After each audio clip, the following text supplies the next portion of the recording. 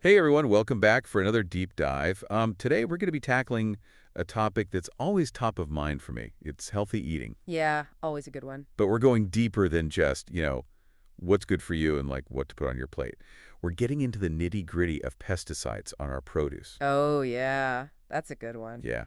And we've got a whole stack of research articles, a video from Dr. Sten Ekberg. He's a health expert. And we're really going to be diving deep into choosing organic produce, so get ready to learn which veggies are worth that organic price tag and which ones you can probably just grab from the regular produce section without a worry. Right. So I know you've done a lot of research on this topic. I have. What are some of the key things that stood out to you? Well, we all hear about the dirty dozen, right? Yeah. It's this list of produce, and it's known for just having the highest pesticide residues. And today, we're really going to focus on the vegetables from that list. Okay, let's do it. So let's actually start by revealing what those top offenders are. Okay.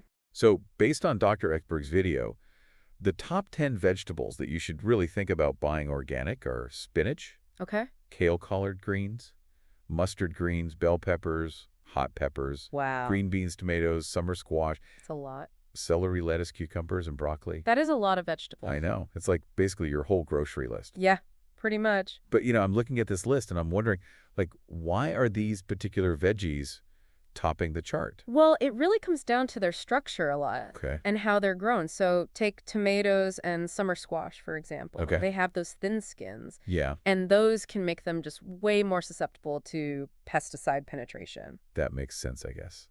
And what about all the leafy greens on the list? Oh, yeah. Think about like spinach and kale and lettuce. Uh-huh. They've got tons of surface area. Right. More surface area means just more exposure to pesticides while they're growing. Oh, that makes sense. So it's not even just about what you're eating, it's how much of it you're eating, too. Yeah, exactly. And then veggies with lots of nooks and crannies. Yeah, like celery and broccoli. Yes, exactly. Like celery and broccoli, they just have more places for those pesticides to cling to. It's like they're hiding in there. They're sneaky.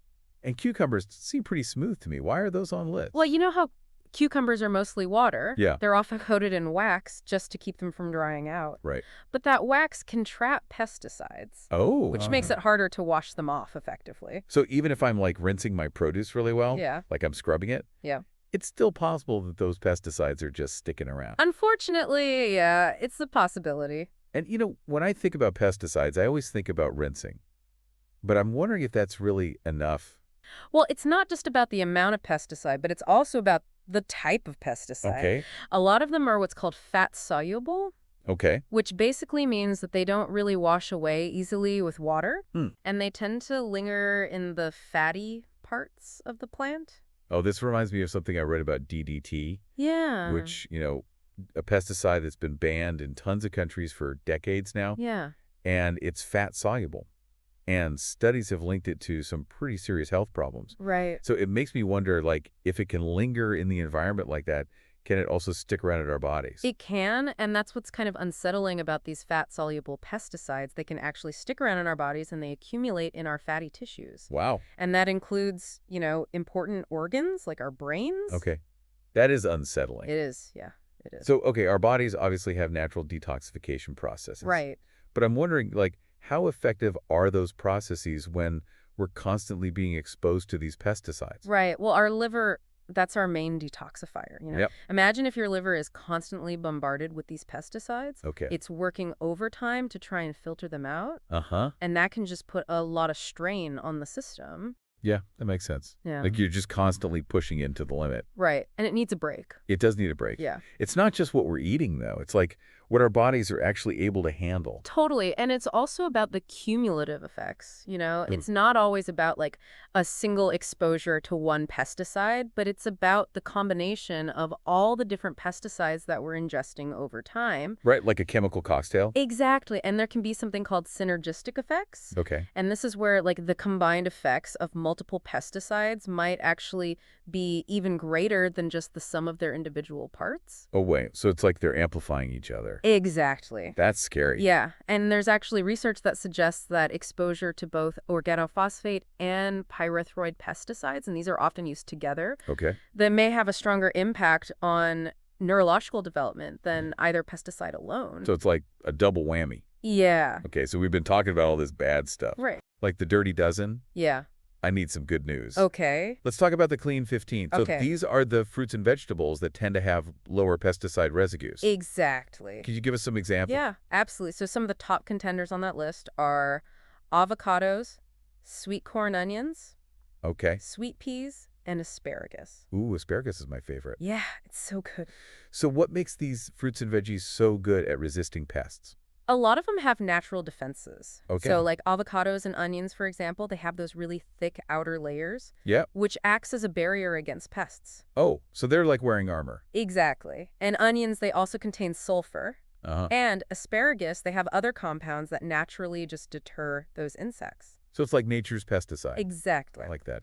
So, we've been talking about choosing organic, but it sounds like it's also about understanding the different qualities of produce and being strategic with our choices.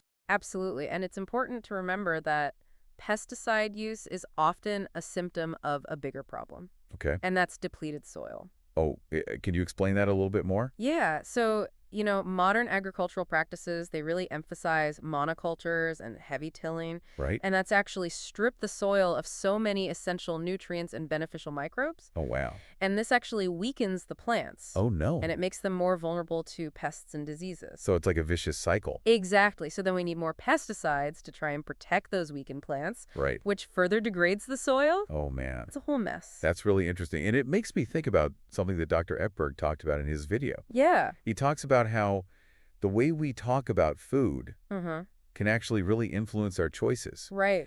And he challenges the use of the term conventional when referring to non-organic food. Interesting. Yeah. Because the word conventional makes it sound like it's the standard. Right. It's like the norm. Like it's the normal way to do things. Yeah. Exactly.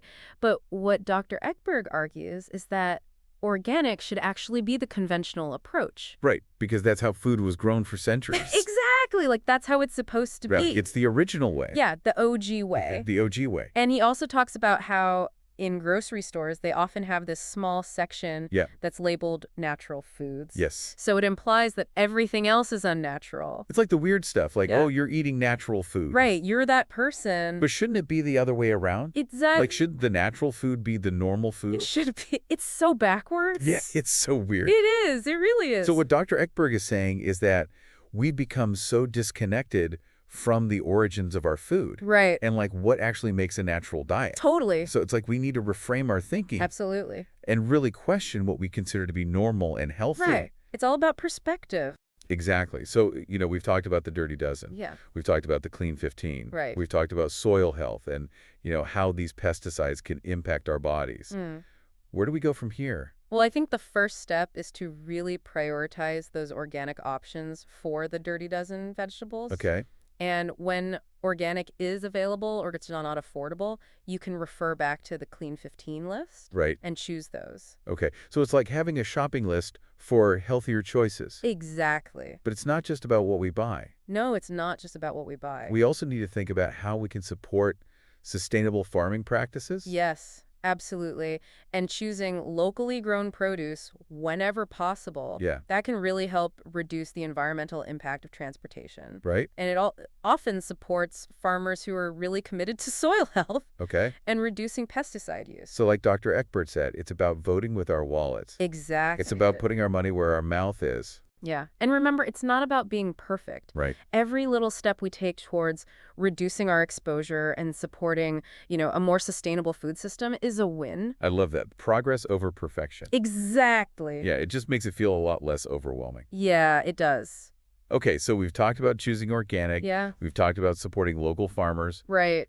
Are there other things that we can do to actually minimize our exposure to pesticide residue? Well, Dr. Ekberg actually recommends a couple of things, Right. and he emphasizes that a healthy lifestyle can really make a big difference Okay. because our bodies have this natural detoxification system, Right? and we can really support it by just eating a diet that's rich in whole unprocessed foods. Right. So this basically gives our liver the nutrients it needs to function properly Okay. and to filter out those toxins. So it's like a two-pronged approach. Yeah, You're yeah. avoiding the bad stuff. Yeah. And you're putting in the good stuff You got it. to help your body deal with it. Yeah. And what about things like sleep and exercise and stress management. Oh, yeah, those are crucial too. Okay. So when our bodies are well rested and active and less stressed, Right. they can actually detoxify a lot more efficiently. It's like everything's connected. It really is. Okay, so we've talked about diet, we've talked about lifestyle. Yeah. What about other things like saunas? Oh, yeah, and saunas. self-help? They can.